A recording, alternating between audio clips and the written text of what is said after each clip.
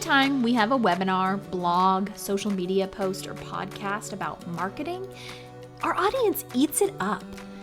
Marketing is a big topic. There's a lot to it, and I think knowing where to even begin can feel overwhelming for a business owner with no marketing experience. That's why I've invited some of the best resources I know, my own colleagues here on the marketing team at PropLogix, to share how they would start a marketing strategy for a title company from scratch, including suggestions on where to allocate your time and resources so that you can see results without running yourself ragged. Save this one for later because you're going to want to come back to it. And while you're at it, be sure to subscribe to PropLogix on Apple Podcasts or Spotify so you don't miss another amazing episode again. If you've already subscribed, maybe leave us a review. It helps other people find our show and allows us to keep making more episodes. Welcome to Season 5, folks. I'm Lindsay Gordon, and this is Title Talks.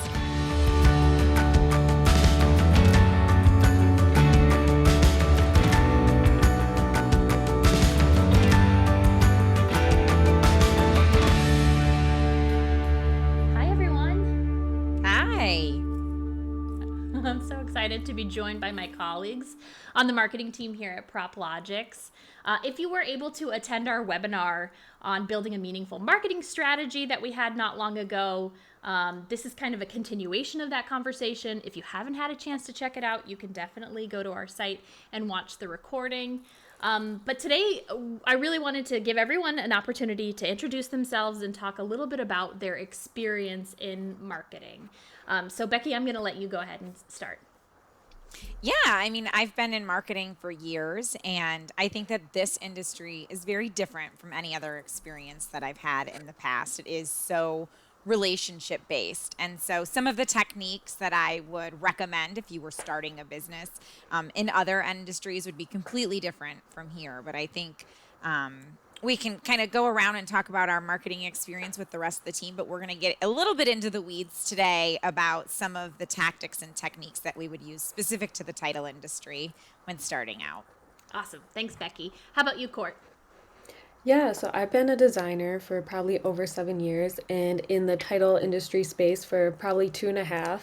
And definitely coming into the title industry has been very interesting and a huge learning curve because it is so niche and there is so much to learn. So that definitely drives your whole branding and marketing strategy. So yeah, absolutely. It gets really specific, like when you're in a niche like this.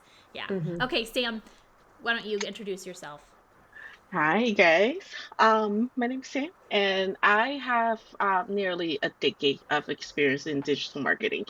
Globalization was literally a part of my teenage years and early adulthood, so I pretty much live and breathe everything digital. And like Courtney was mentioned, like it's such a niche industry.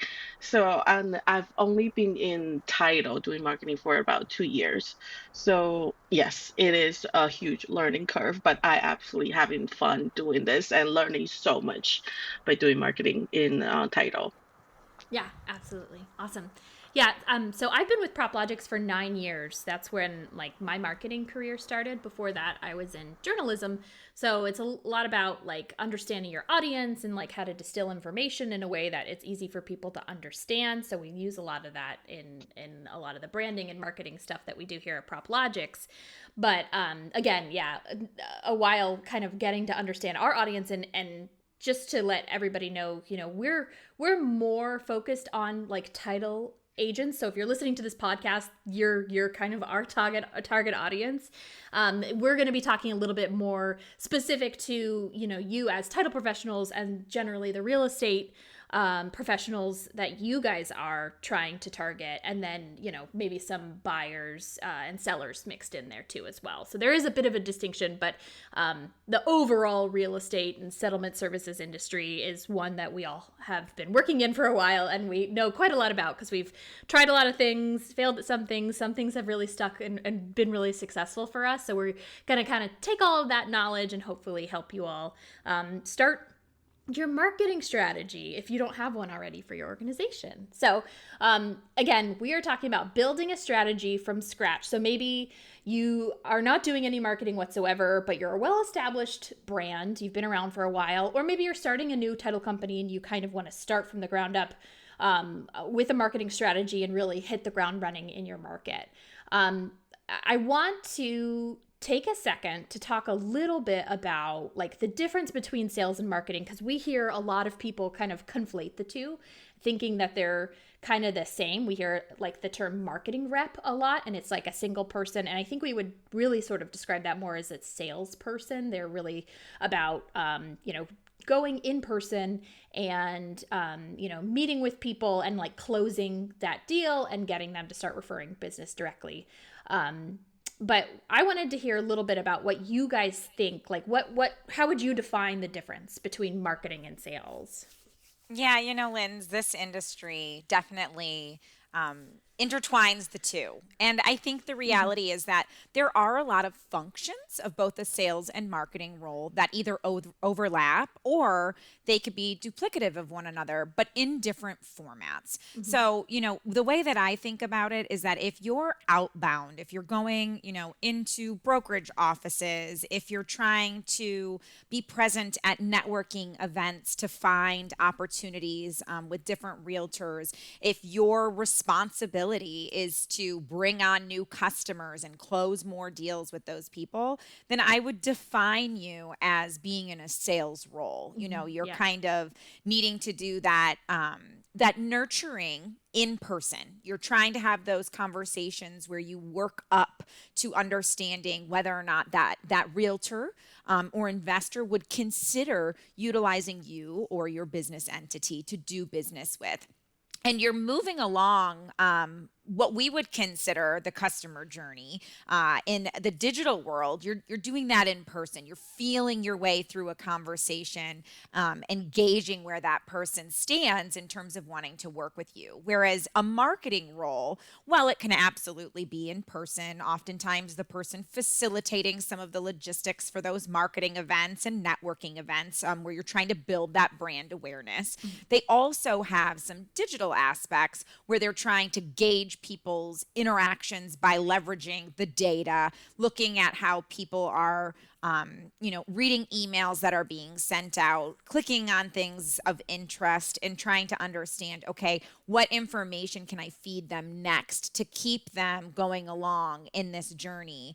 And so it to me, there's in person and digital, but it is a fine line between when marketing nurtures a lead to the point where they would be maybe ready for a sales conversation to talk a little bit more about price and the logistics of doing business.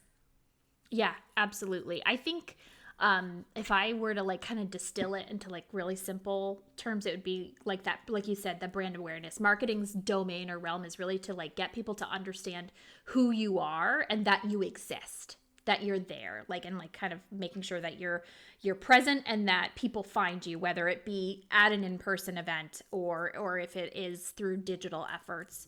And then sales is really kind of that they're there to like nurture and close those deals and get people to like actually start ordering or, sending referrals from you. Yeah, we're teeing them up. You Mm-hmm. want a sales rep to be able to walk in somewhere and for that person to say, I know you, I've heard of you, I recognize you. And it's like, that's us, that's the marketing team, you're welcome, but then they can go and have that trust already built in the brand to continue on with their sales conversation. Yeah, 100%. Okay, so now that we kind of have that out of the way, we know what marketing is and like what the domain of marketing is and the purpose of marketing is. Um, where do you start? Like, where do you start building a strategy? And I think we talked about this before. Like, it's like a chicken or the egg. Do you really like figure out who your audience is and let that kind of define what your brand is, or do you start by defining your brand and then you kind of figure out, okay, well, who's my audience? Like what do you guys think? I would say definitely go with the audience first. I mean, for me, for me to get something started, it's like, you already know that what this is something I want to do, well, whether it's a product or service, like, this is something I know somebody need this. So, and Mhm. then once you figure it out, okay, so then you already know the background, the story of why you were starting this business. And then that's where you go into the details after you do your research and then start do your branding. Yeah, absolutely. Figuring out, like, like you were saying, like knowing there's a demand for something, and then figuring out who it is and how do you Mhm. respond to that demand in a way that that person who needs that thing is going to really respond to, right? Yeah, Yeah. absolutely. Well, that's at least that's what I think. Yeah. I mean, what Yeah. about, I was going to say really quick, what about people who already have like like a pretty established brand? Like maybe they've been around for a while. Like what would you recommend in that case? They don't have any marketing, they don't have a strategy together, but they do already have a brand and they have been serving some people. As like a title company that it's Yeah. already a name, but then they don't have marketing. I would for me, I would definitely start it out in the brand, where is the opportunity? And I think I would start it with like the simplest thing as, look at your competitors. Is it the local companies title companies that you are competing with, or maybe some of the bigger brand that's operating in your market? See what they are doing. Do they have a website? Is there a social media platform that they are on but you are not on? Is there some, like, what's missing, like, how come that they are doing something that you're not? Is it but their audience is there but you weren't aware of it, so then you can have a better idea of, like, what's the missed opportunity here. Yeah. Yeah. Yeah. What were you going to say, You Becky? I was going to say you might already be established as a brand and it's very clear what products and services you're able to offer. But, Linz, we were talking about this in the very beginning when it comes to mission and vision of a company. Do you choose your mission before you understand your audience or vice versa? And it's like, well, you might already know who your audience is, but it's not to say that you can't take the time either to really redefine or evaluate what is our company mission and what do we want to stand for, stand behind, because you have to look at your audience when curating that idea, because what they're going to react to or resonate with is what you want to focus on. I mean, there's definitely something where it's like you need to believe in it. You have to stand behind it. Of course, that's who you are as a company and how you interact. But also, when you're thinking about it, it's like, well, what type of audience am I trying to get? And I was joking earlier saying we could go into a million different brands. I know we were talking the other day about Tom's. You create shoes, but you're Yeah. donating a pair. Is your audience the people that look at that shoe and say, I really like the shoe, or do they really like the concept that for every pair you buy, they're donating one? And Mm-hmm. that's where, it could be both, but you have to be really careful about how you're defining your brand and who you're trying to resonate with. Yeah, absolutely. So I would say the first thing you do want to start with is like I really nailing down the brand identity, like who you are and who you're for. And like Becky had mentioned, and we said before, a mission statement is a really good way to do that, and I think a nice way might be like if you have team members, maybe brainstorming with them and kind of say like, or even asking like your customers, like how do like if you could define us, like how would you say, how would you describe us as a company, and like why is it that you work with us? Kind of nailing down those things would definitely help you kind of script out. It's a few sentences really max is what you need, but putting that together and really kind of using that as like the north star for your company, and I think everything will really kind of build off of that in your organization in terms of like marketing and sales and how people interact with your company overall. Yeah, one of my favorite exercises is asking yourself, how do you think people would define you today? I mean, whether it's 3 words in a sentence, however you want to say it, but then questioning your team and saying, but how do we want to be Mm-hmm. recognized? Because how you think you're being recognized or seen isn't necessarily what that end goal is. And so you look at where you stand, you look at where you want to be, how you want to be viewed, and then start to put the pieces together of, okay, how do we get there? And that is absolutely asking your customers, asking other employees, And brainstorming sessions with teams not only is so much fun, but it drives the motivation of allowing them to believe that they were part of the process of coming up with those ideas. And you're going to get so much more engagement and interaction from an internal employee perspective to work towards where you want to go if they've been part of it from the beginning. Absolutely. So well said.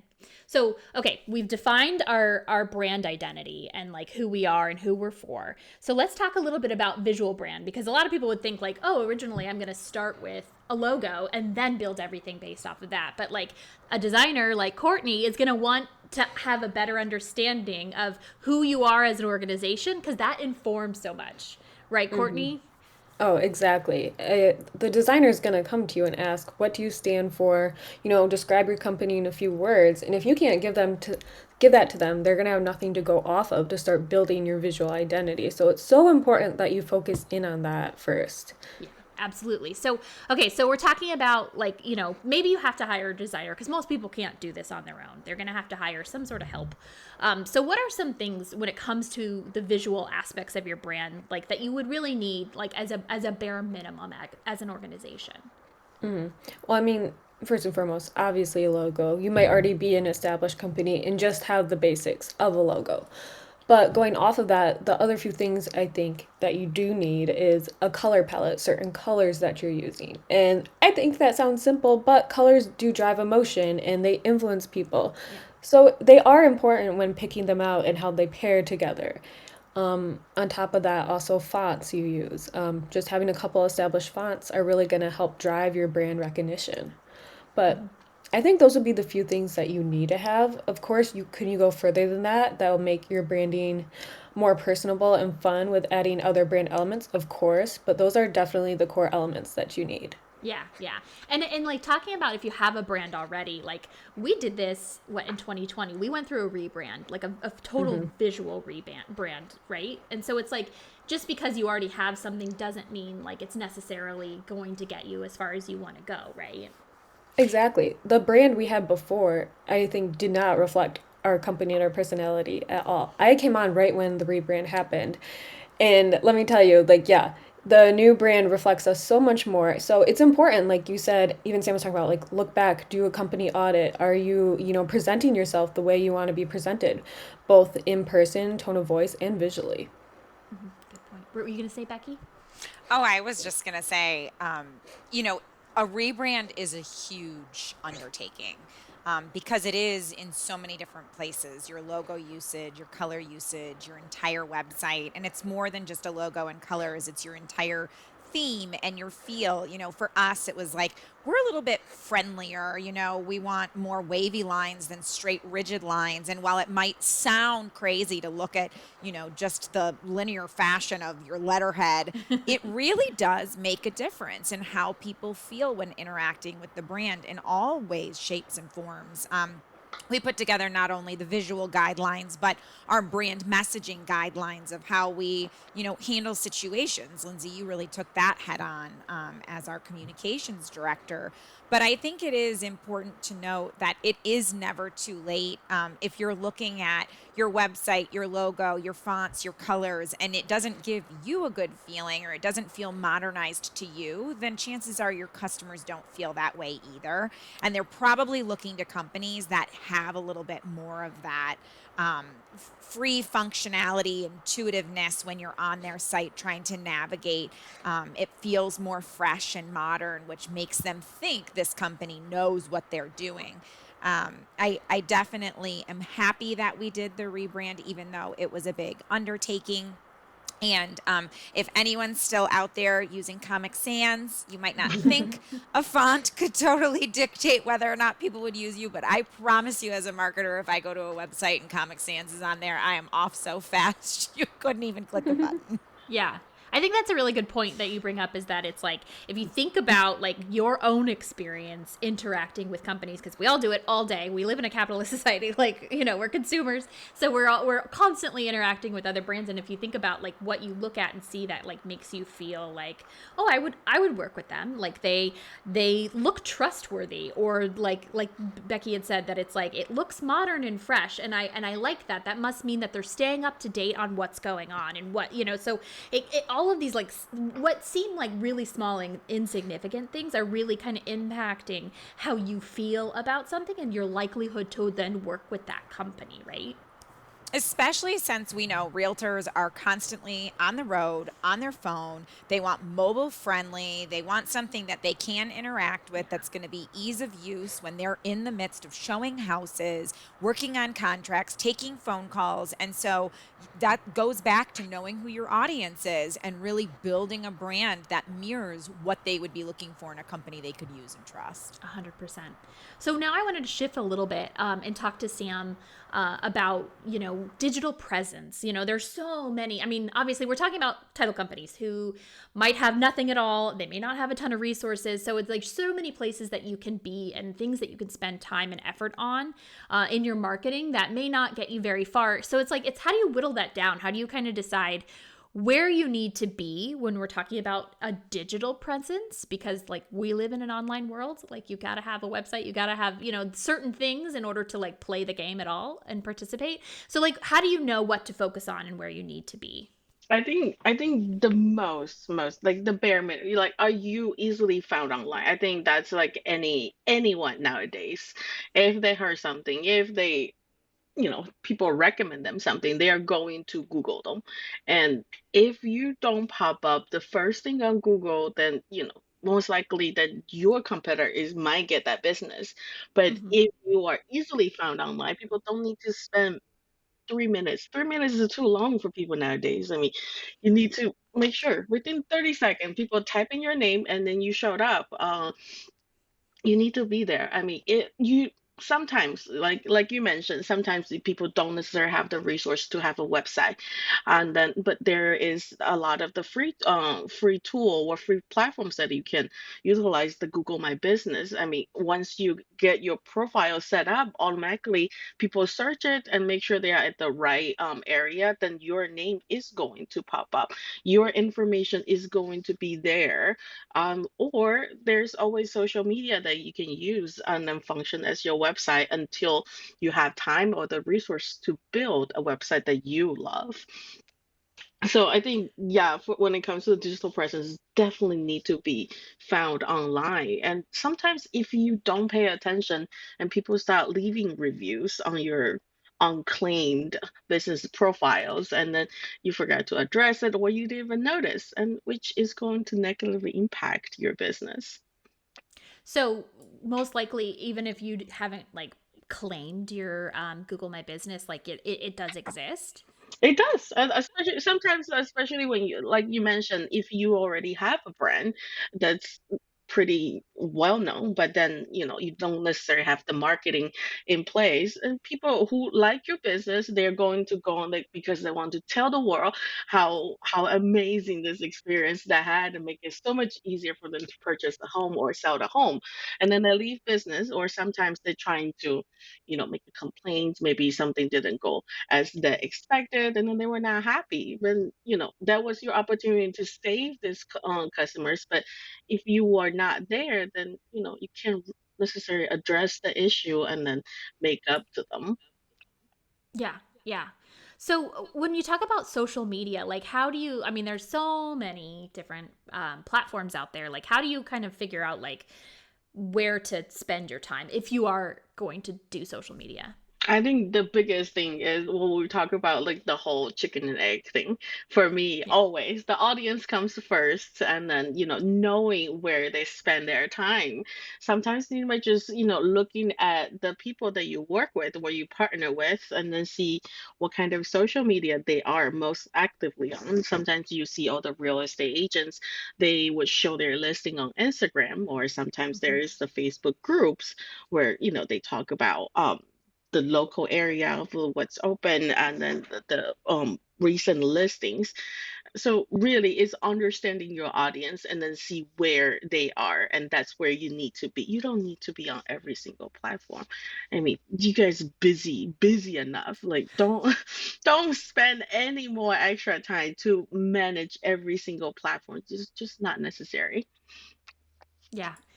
What about, I might throw this back to Courtney, because I think this is something we might have touched on in our webinar, but maybe we didn't have time for it. But like, let's say you're on social and you want to, obviously you need content to share and stuff like that. So like, as far as your visual brand, like how do you like create those pieces of content? Like what's some tools that you could use? I mean, definitely on the visual side of things, it's super easy in Canva to either have a designer set you up templates, or Canva itself has a bunch of templates if you're searching for a Merry Christmas post. Go in there, find one, and then you can take that template, change it to your brand colors, change it to your fonts. They already have things there for you. You just need to make sure you already have your brand guidelines in place to then use it for your brand. But like I said, having templates that you can then use on social, for email, for flyers, graphics are a great way to communicate with your customer. So, Yeah, absolutely. Sam, I was going to ask you too, because I feel like email is a really big topic. And it's something we talked about in the webinar about like, it's kind of like this, once you have, well, how do you get people's emails? Like how do you start nurturing them? So like what are some ways that you could potentially start getting people's attention and getting those emails so then you can start nurturing them? Yeah, I think this is something we also touch on briefly in our webinar. Is like when it comes to adding value, when you post social, I mean, make sure it is something that is going to be informative and educational. People find value, and then if you're working with an agent, what do the agent's clients can benefit from you on. I mean, you are the expert here when it comes to closing home buyers and home seller. If it's the first time, there will be so many questions, and that's where you step in and then show that, hey, this is how it's going, and that's going to build the trust with you and your Mhm. audience. And then when people have the trust, then they're more likely to give you a follow, or even give you their email address, because they want to know more about it. People have this like, oh, I'm gonna get a house by 40, and then like they have their plan ready. They start collecting all the information they can, and that's where they want to subscribe to you. They want to follow you on social, or if you have a blogs, then they want to give you the email and they say, I want to know more. If there is more information, I would love to know more.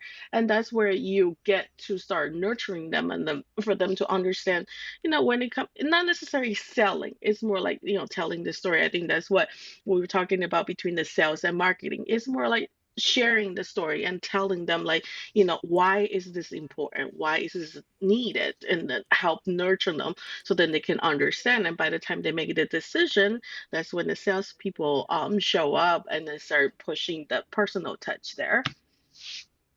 Yeah, so essentially it's about having something in exchange, valuable, something Hmm. valuable in exchange for either their information or them to follow you, to really kind of hook them, to get them to start like seeing your brand as someone who's going to help them Hmm. along whatever it is that they need, Yeah. right?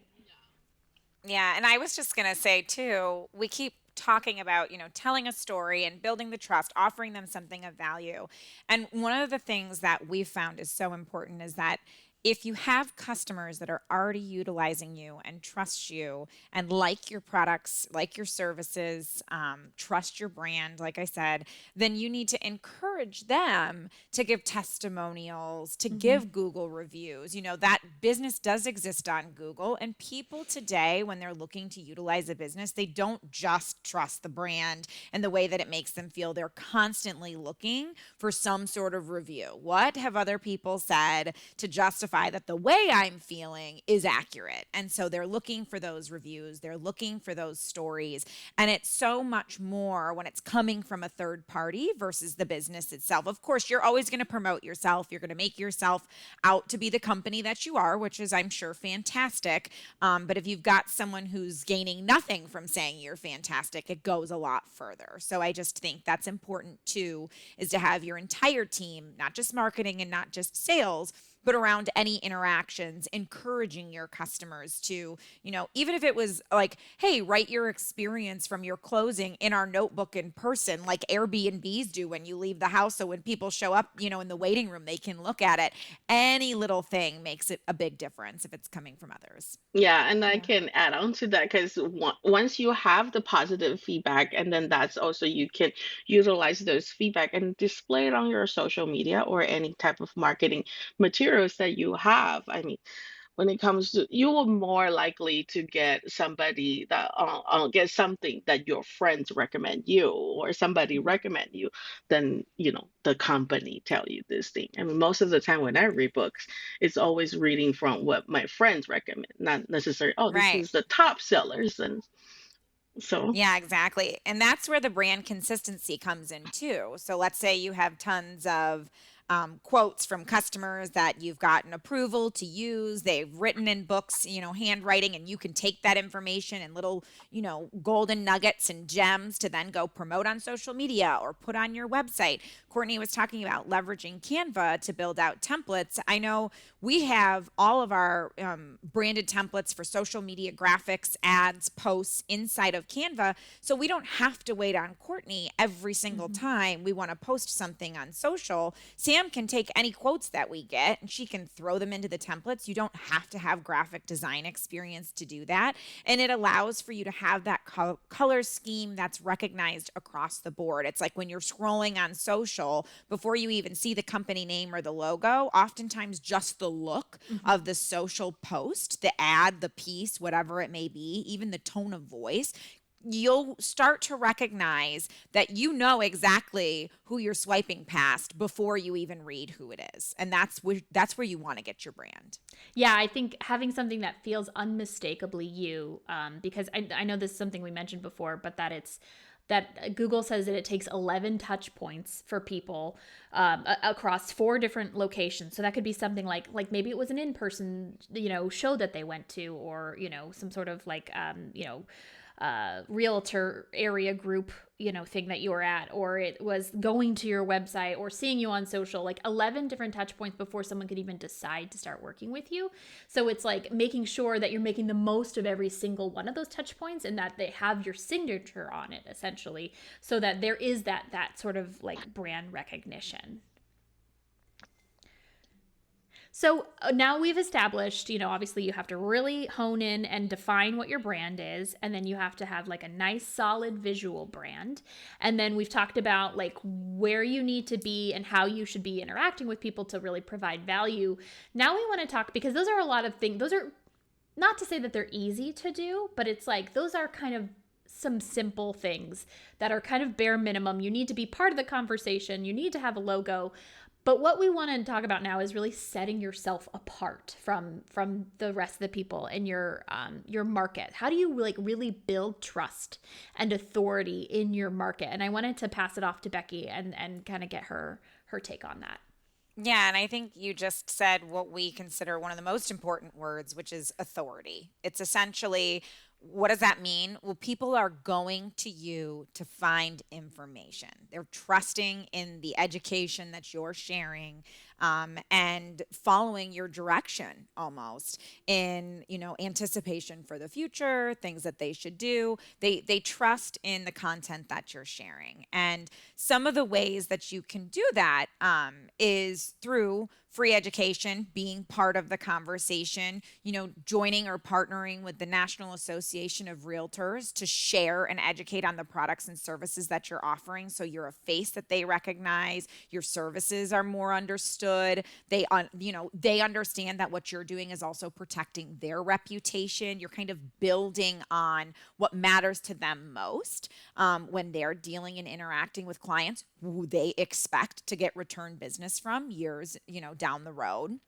But I think it's really important to also notice that this authority position is something that is not just, it doesn't happen overnight. It's built over the course of time, and that is being consistently part of conversations.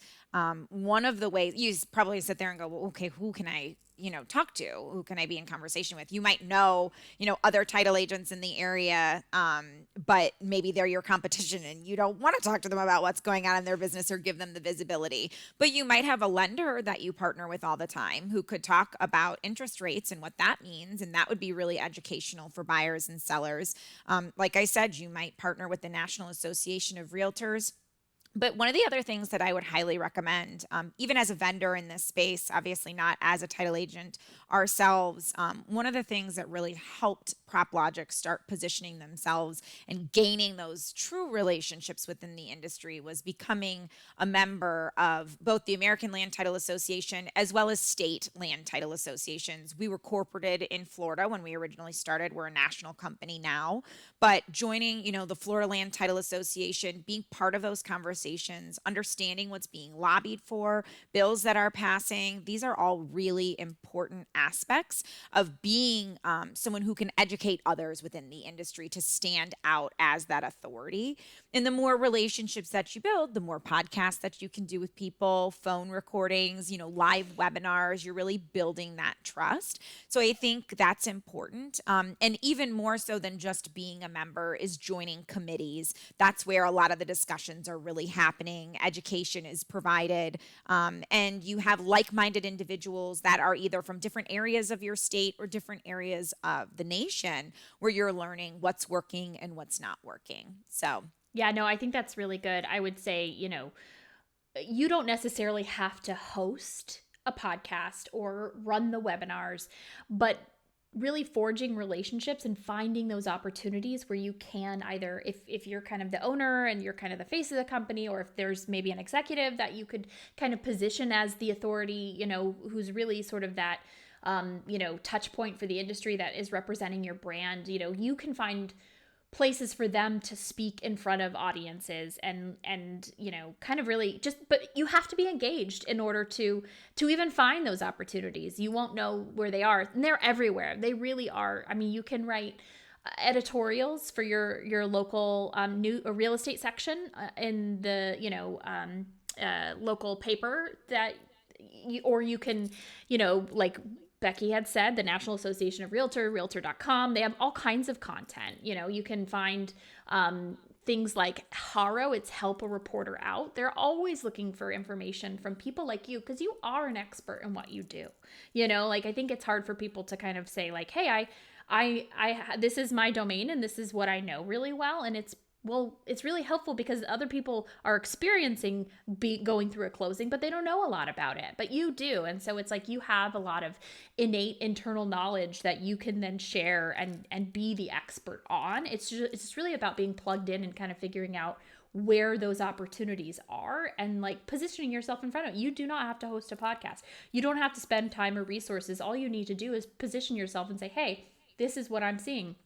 This is one question we get a lot that here's how I'd like to answer it for, home buyers or sellers or real estate agents. It's just identifying where those opportunities are and then position yourself to get in front of them and say, hey, I can help. I can be a resource. I can offer this knowledge.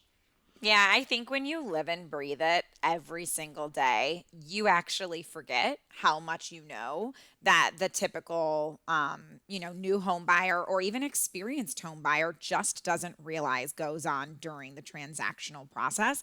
I can't tell you how many people I know from within this title industry where it's like if someone asks, well, what do you do? It's like, I do not have a good elevator pitch for you. Like there's so much, it's so complex. We might do be you have here 10 for minutes? an hour. Yeah.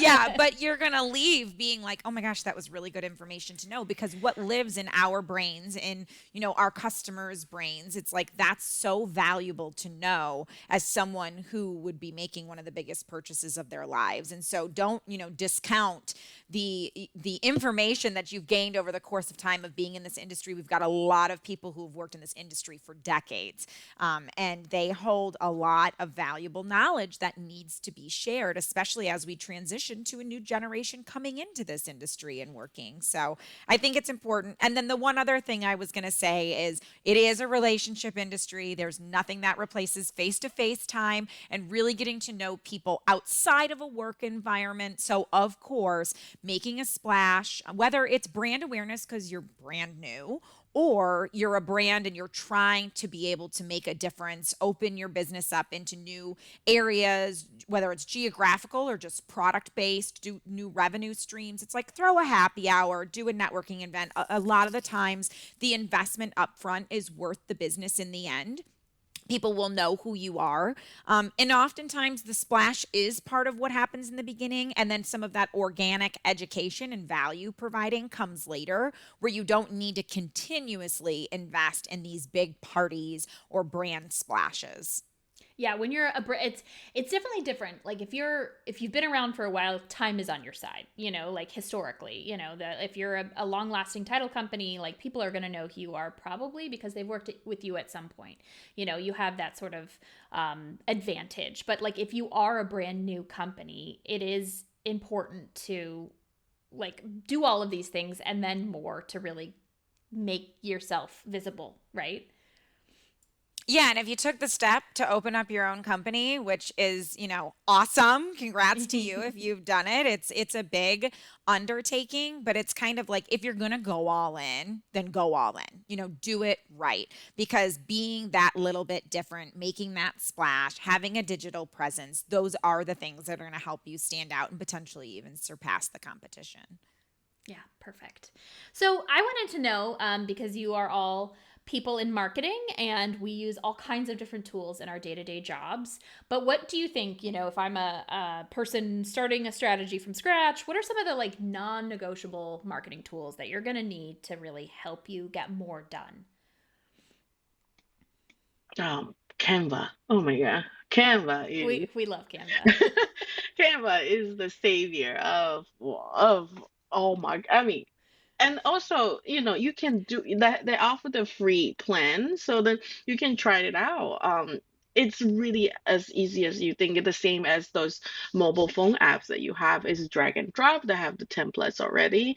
And like Courtney mentioned, once you have your brand defined, that's the color palette that you love, the font that you want your brand to represent, and set it all up, and all you need is a couple. It saves so much time, so much time. So get Canva, download Canva right away. Yeah. What is Canva? Like really simply, what would you call it? It's I think I would consider Canva is just like, if people do TikTok or Instagram, it's just like a tool with filter with color. You can customize however you like, and Like a yeah. design tool, right? It's Yeah. a It's like design tool, and there's the color. You can adjust the color. You can adjust the same thing how people film on TikTok or film reel on their phones. There is so many little filters that you can play around with. That the same as Canva. I wanted to call out that we can see Becky's adorable Frenchie, who's like the team mascot, really. Yes. Pepper has made, I thought I might get through the entire podcast without her. Well, and normally she would like go straight to the corner, but it's almost as if she knew. She was like, I'm going to stand here for a minute. Just so, yeah. Make sure you're all focusing. I love that. Exactly.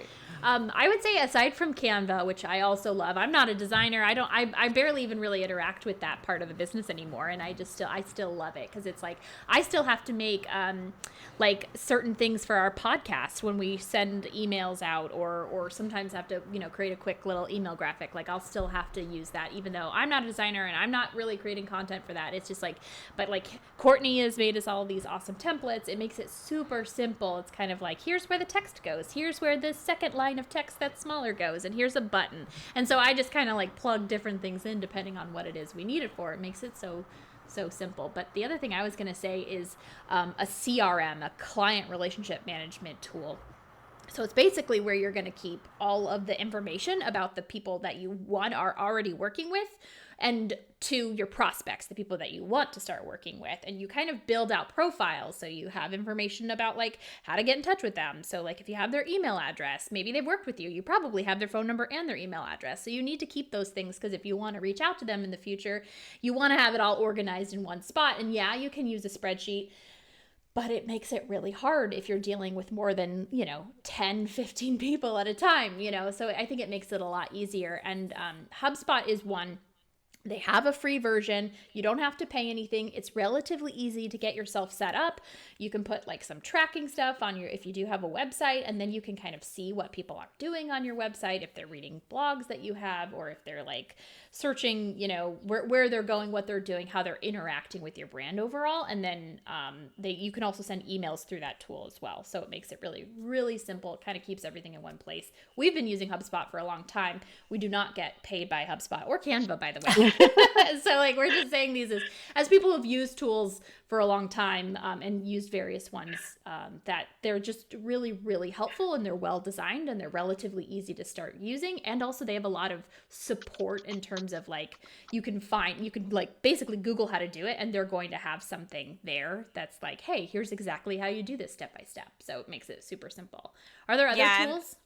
well, Oh, before we move off of a CRM, I do want to make a point where not only do HubSpot, Salesforce, Acton, there's a ton that you can look yes, yeah. into. They're all priced differently. They have different levels of, robustness, features, and functionalities. I would say that it really is just a way to manage your database of people. It's really hard to keep track otherwise. And you might sit there and say, well, right now spreadsheets are working for me.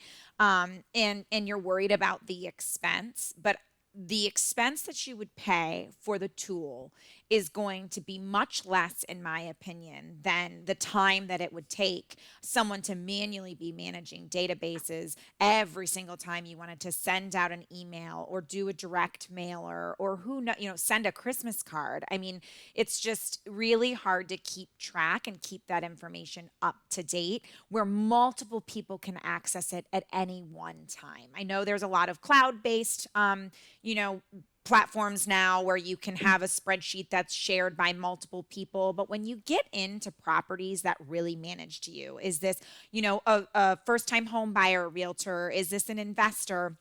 Is this a luxury realtor?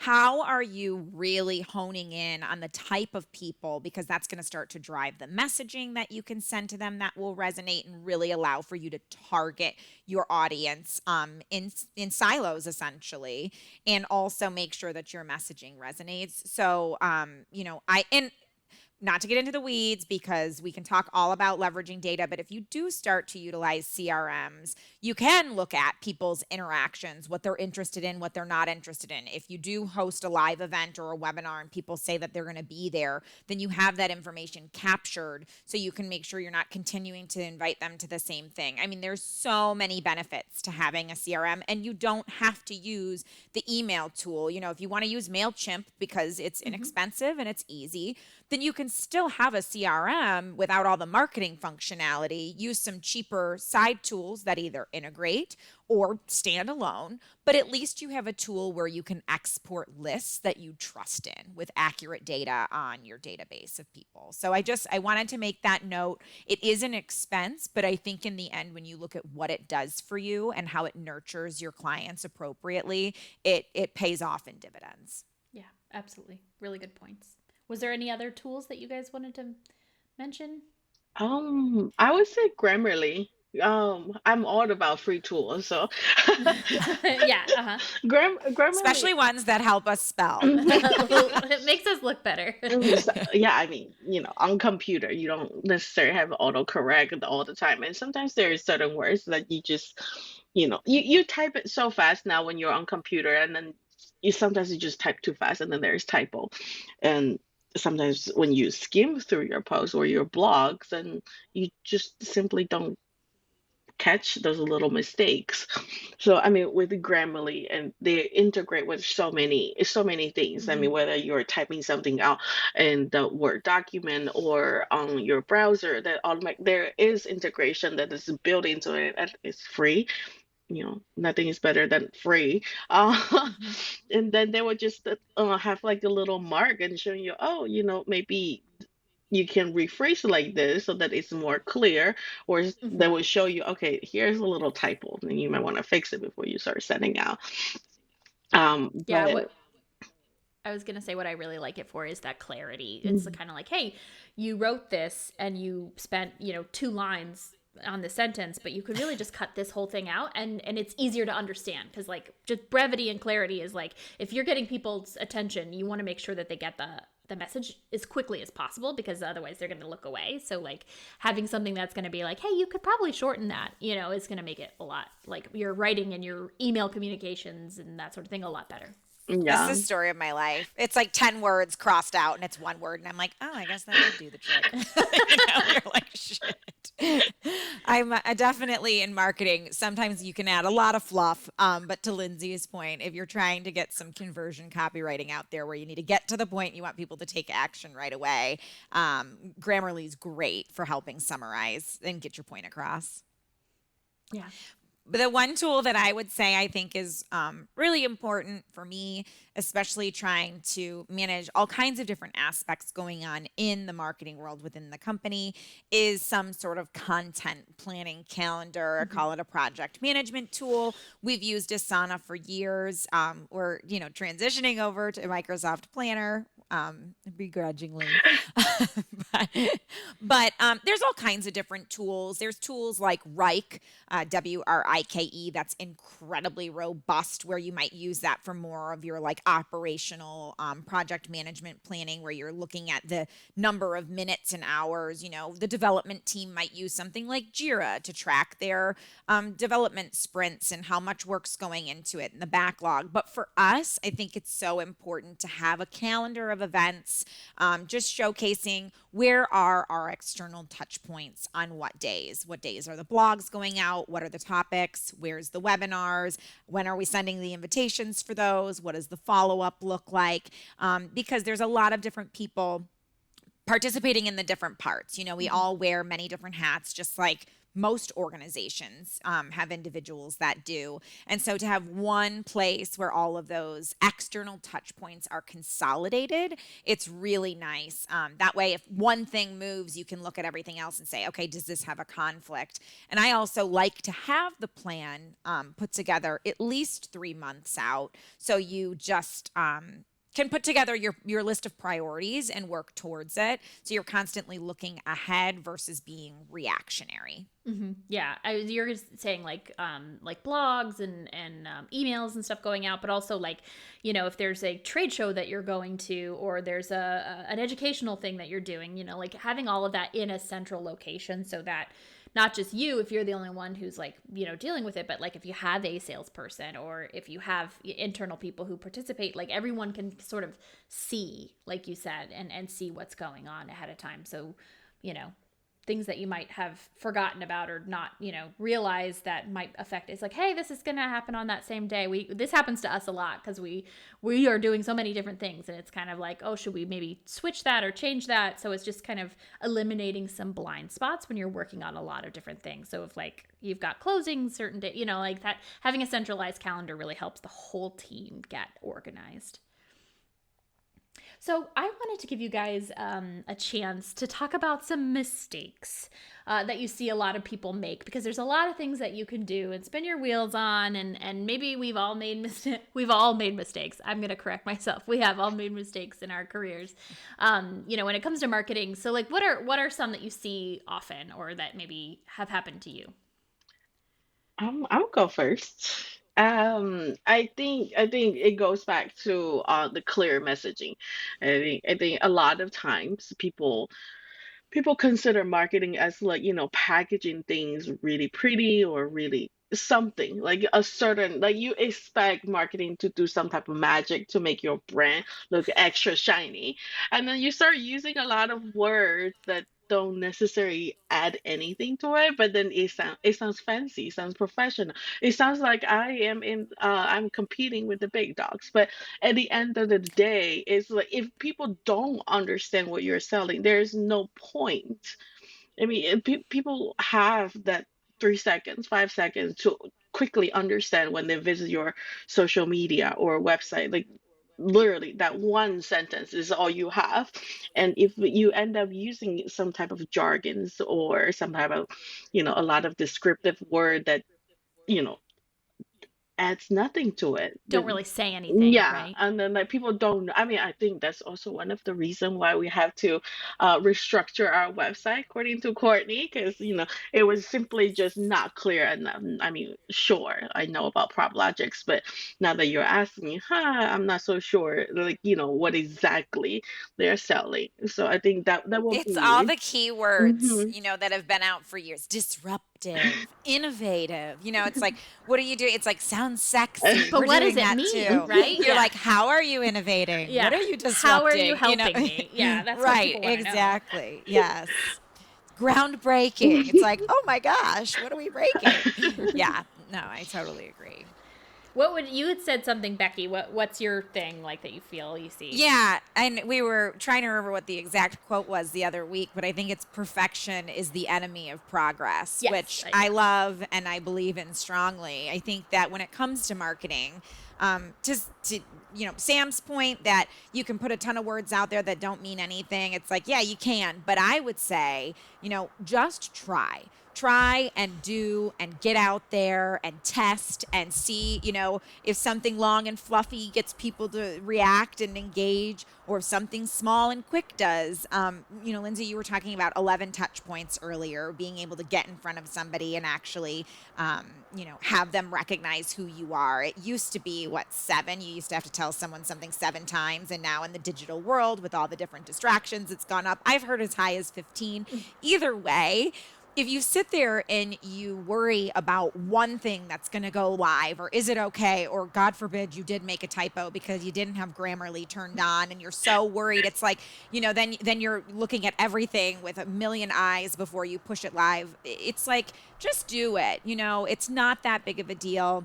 Don't be hard on yourself. You want to represent the company and yourself in the best way possible, and you're going to do that. And you're going to do it through testing, and you're going to find some things work and some things don't. But if you sit around and you wait and you try to make things perfect, marketing is ever changing. What's working, what's trending, the algorithms inside of social media, and what's actually working. I mean, if you're not constant and you're not engaging, then you're going to miss kind of the transitions that are happening in the modern day world that are going to make an impact anyway. So I would say, just do. Think less, create the templates, be consistent with your brand, and just get out there, and slowly and surely you'll gain the visibility that you need. Yeah. Yeah, I think that's a perfect thing. I would say for me, it's like you'll see certain social media like platforms and stuff like, and the only thing that they ever post, like the different brands or whatever, it's just like, if you're looking for this, we'll help. It's like, okay, it's like essentially using their post as a billboard for their brand, and you're not really bringing value, you're not really participating in a conversation. Like, I would say more so than wasting time on just like throwing together some kind of, for better, like lack of a better word, like meaningless like text.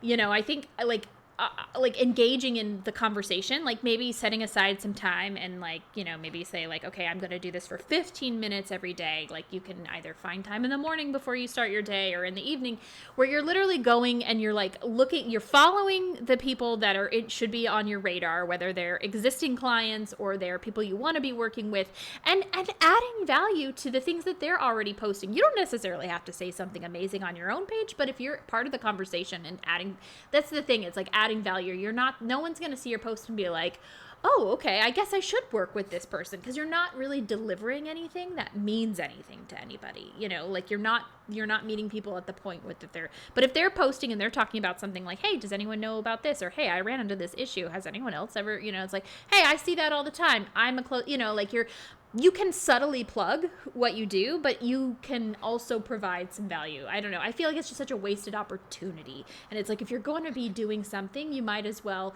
be providing some sort of helpful something. Yeah, and then to add on to that, because like, not necessarily just on social media. I mean, a lot of times when people live in like certain community, they will have like, a group of just that specific area or on next door. And people always asking the most random questions on all these platforms. And that's the perfect opportunity for you to add on your expertise. People are just, oh, what about this? And then and I remember, well, I found like I think when I got the property tax and it was ridiculously high, and then everybody was on next door, and then like literally coming up with strategy of how you can appeal this, and then the successfully, and then it to me it was something. I was like, I would never expect that I would find some type of advice or answers on next door instead of like Google. I mean, most of the time I just go on Hmm. Google and then you try to find answers and information. But when it comes to like, maybe like the least expect platforms that you might think that you will get your customers, but those are all opportunities. Yeah, and Nextdoor again is a forum, right, for Mm-hmm. like homeowners. Yeah, Yeah. yeah. There's a lot of things out there. Things like Quora, Quora, or like Reddit, which is Mm-hmm. kind of another one that it like has been around for a long time. But it's like people going around and asking questions. Like that's how you can really mine some like, hey, these are things everyone's asking, and it's like maybe that's an opportunity for me to write a blog or even just like kind of pitch in and say, hey, here's what I know about that. So I wanted to give Courtney a chance. I want to throw you under the bus and see are there any No. mistakes that you see people making that you wish you could be like, don't do that. Here's why. Yeah, definitely from the visual side, people tend to think more is more, especially with Canva. Yes, it is an amazing tool. And they make it so easy to be able to pull in graphics and illustrations and photos. But just because you can pull all that and add it to your graphic you're creating doesn't mean you should. Keep it simple. Take an element out if you're wondering if it's too much. Because the more you have going on visually, someone's going to scroll past it because they're going to look at it and be like, this is confusing. I don't know where to look, and keep on going. So it's important to really just keep it simple visually and stick to your core branding. Yeah, such a good point. Well, I wanted to thank all of you for being here. I know that you're very busy, but it's been really fun. I know we interact a lot as a team. So it was fun to bring everybody on the podcast and kind of be part of this and share some really helpful stuff because we're in it every day. So if you haven't checked out our webinar that we did, you can find it on the PropLogix website. It's proplogix.com/resources. We have tons of other information about marketing and sales and how to grow your business there as well. So thank you all, Becky, Courtney, and Sam, for being here. Thank Thank you you. so Thank you. much, Linz. This was so much fun. And it is. We live and breathe it every day. So it's awesome for us to share. And if anybody does have any questions or wants to continue the conversation with us, we would love to engage. Thank you all. Have a great rest of your day. Bye. Bye. Bye. Bye. To find more resources about marketing and growing your title company, visit the link in the show description. Before we go, we decided that this season we'd like to provide a little more value for our listeners and share some of the latest headlines in the title and real estate industry each episode. It's February 7th, and here are some of the top stories we're looking at this week. As you're probably well aware, mortgage rates jumped back over 7% at the beginning of the week, which is still lower than October when we saw them go as high as 8%. In other news, lawmakers are feeling the pressure from constituents on the high cost of housing. A new bill announced last week in the Senate aims to help local and state governments increase affordable housing supply. The bill would establish a $300 million grant program, which state and local governments would apply for. And finally, the Treasury Secretary Janet Yellen remarked before a House committee this week that commercial real estate is a concern, but it is, quote, manageable. Loans tied to offices and multifamily housing are showing the most weakness. Experts predict there's a good chance that some small banks will close or be forced to merge, but there isn't much risk of a repeat of 2008. Title Talks is a production of PropLogix. PropLogix is a tech-enabled due diligence provider helping title professionals get to the closing with confidence. Be sure to check out more of our awesome time-saving services at proplogix.com/services. That's PROPLOGIX.com/ services. Until next time, happy closings.